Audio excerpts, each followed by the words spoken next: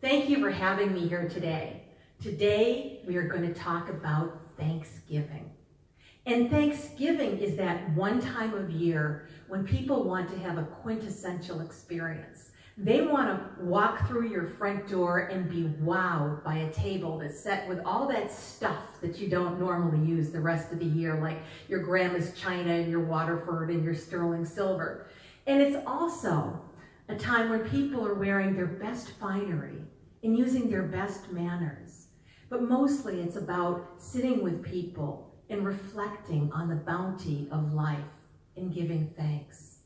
And this day that comes just once a year, it deserves a grand stage.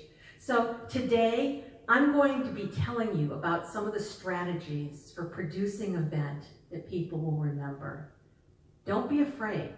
There's a lot of work to it, but you can do it. So Martha Stewart is generally recognized as the utmost authority on entertaining, and her magazine Living is the go-to resource for people who want to learn or practice their domestic skills. But even she has been known to be paralyzed by the thought of producing a big important event with lots of people, like Thanksgiving. And in her words, she says, "Sometimes I shake if I have to do something that I've never done before. Maybe not noticeably, but inside. But I'll do it because I know it's not an insurmountable task, and I've done plenty of tasks in my life. And so have you. I'm going to teach you that the secret is in the planning." So let's talk about planning. The menu. You can start this actually about a month before Thanksgiving and have some fun with it. Go on Google and find recipes, and once you've decided what it is that you're going to cook, take your menu and all your recipes and print them and put them in a binder. And you probably even want to make 2 binders, thinking that you might have some help in the kitchen. That way you won't be fighting over it. So now your menu is done, and it's a week before Turkey Day. What should you be doing? Shopping. Get out there ahead of the rush and get absolutely everything that you can, with the exception of those last-minute perishable items. Because your cooking actually will start about 3 days before Thanksgiving, but really in earnest about 2 days before. And the thought here is that you want to cook absolutely everything and do absolutely everything that you can that's not time sensitive. And it's also a good time to clean your house as well. So the day of Thanksgiving, I run to the store, I pick up the turkey, I get flowers and those last minute items, and I run back and I take my time setting the table and putting out the place cards. And I brine the turkey and I look around to see if there's anything else I can do to take the pressure off of the next day. Because on Thanksgiving morning, you're gonna wake up bright and early, and all day long, you're gonna follow a precise schedule that you've mapped out minute by minute and put in your book.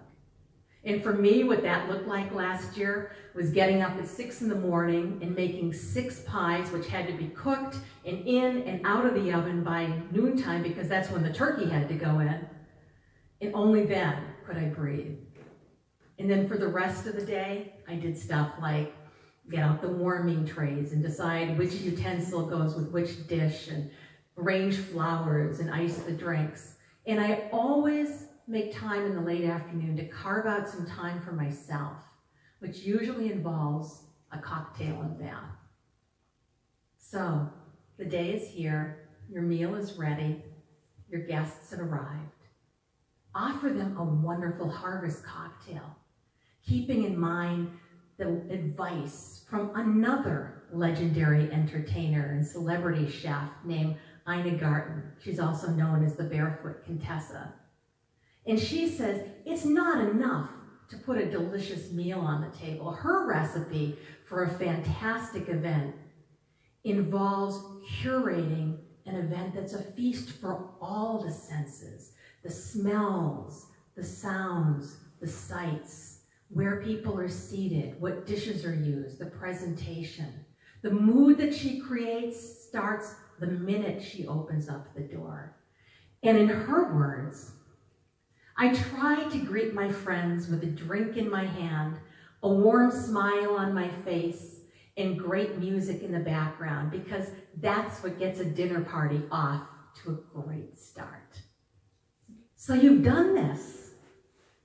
Your lighting is inviting, your music is low, your meal's on the table, your guests have taken their places. Now is a time for some ceremony. Perhaps you've asked your guests to bring a special Thanksgiving memory that they can share. Or maybe you've started a new tradition to talk about departed loved ones who are missed this time of year. But it's also a time for you to enjoy the fruits of your labor and to enjoy your guests and your family.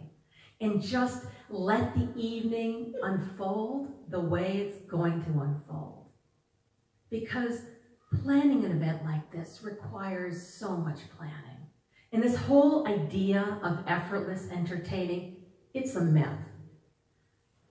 Nothing is effortless. But if you can start early, and if you can follow a script, you will be able to make an event for your family that is sumptuous and beautifully executed.